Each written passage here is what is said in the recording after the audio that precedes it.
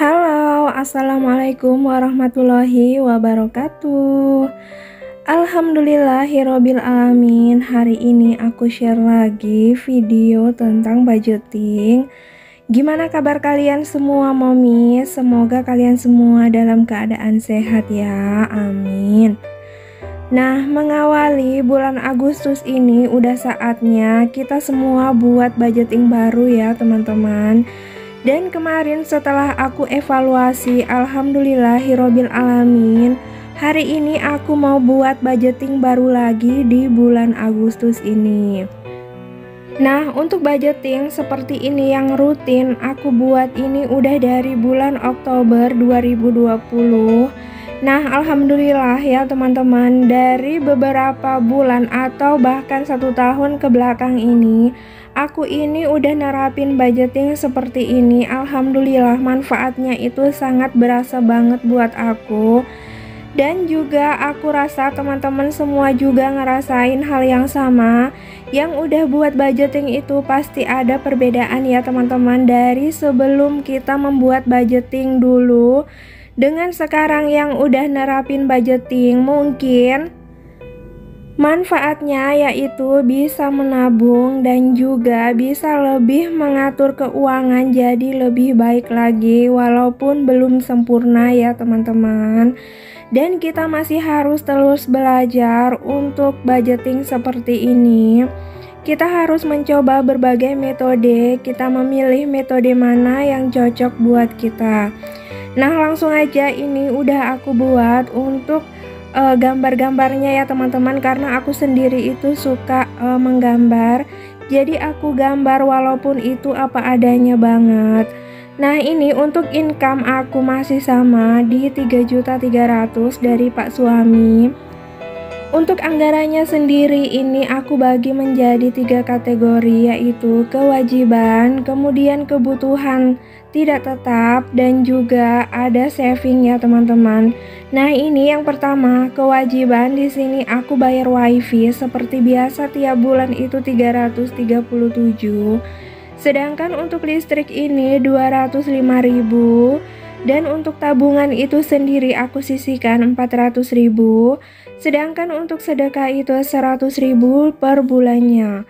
Nah, untuk sedekah ini nanti aku akan anggarin juga dari pendapatan lain ya teman-teman. Jadi bukan dari gaji Pak suami saja. Nah, kebutuhan ini meliputi ada belanja bulanan.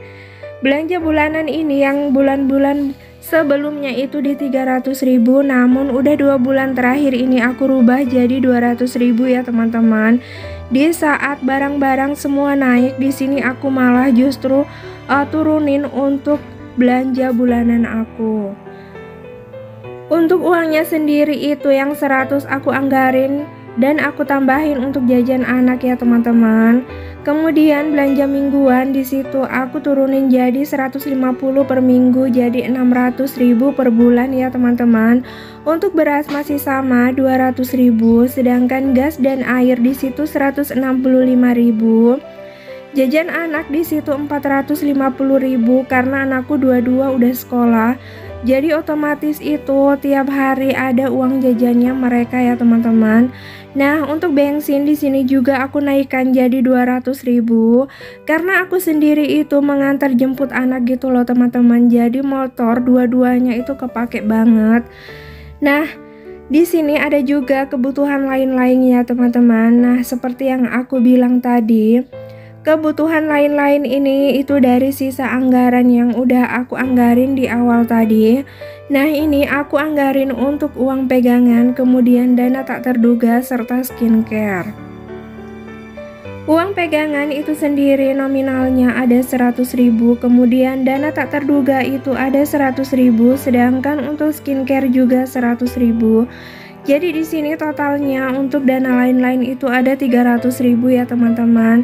Nah, itu fungsinya untuk dana pegangan itu jikalau ada yang kurang dari uangnya kita, yang kita belanjain bisa kita ambil dari dana pegangan atau dana tak terduga seperti itu.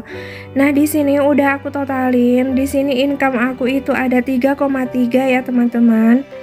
Nah, untuk saving sendiri itu ada 400, kemudian kebutuhan itu udah aku totalin tadi itu sebesar 2.900.000 ya teman-teman. Namun 2.900.000 ini terkadang masih ada yang kurang ya teman-teman, karena nggak memungkiri karena mungkin kalau aku itu sendiri di jajan anak, karena di rumah juga mereka itu selalu minta jajan gitu loh ya teman-teman.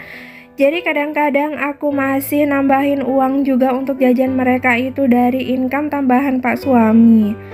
Nah, di sini aku memiliki kuota sih ya teman-teman. Terkadang bukan kebahagiaan yang mendatangkan rasa syukur, tetapi dengan bersyukurlah kita akan bahagia ya teman-teman. Jadi di sini ini arti dari kata-kata aku ini, kita harus pandai bersyukur walaupun gimana keadaan kita ya teman-teman. Percaya dan yakin saja karena rezeki itu udah Allah yang atur buat kita semua. Jadi kita nggak perlu khawatir ataupun bahkan melihat rezekinya orang lebih banyak itu kita iri ataupun dengki, jangan ya teman-teman. Jadi di sini intinya harus pandai-pandai bersyukur ya teman-teman. Kita mencoba mengelola keuangan sebagai ibu rumah tangga ini. Kita udah dipercayakan dengan Pak suami untuk memegang uang. Artinya di sini juga kita menjadi lebih apa ya teman-teman, lebih dewasa dalam mengatur keuangan, dan juga pola pikir kita harus semakin dewasa semakin harinya. Nah, ini dia untuk budgeting aku di bulan Agustus. Kalian bisa ikutin apa yang udah aku buat ini ya teman-teman. Tapi untuk nominalnya kembali lagi kalian silahkan ganti dengan nominal dan kebutuhan kalian masing-masing, karena kebutuhan tiap-tiap keluarga itu pastinya berbeda ya teman-teman. Dan ini aku mau hias sedikit untuk budgeting aku kali ini. Di sini aku ambil aja satu dari stikernya. Oh iya teman-teman, di sini aku mau sapa-sapa dulu buat kalian semua. Gimana kabar kalian hari ini? Semoga kalian semua dalam keadaan sehat walafiat ya, amin.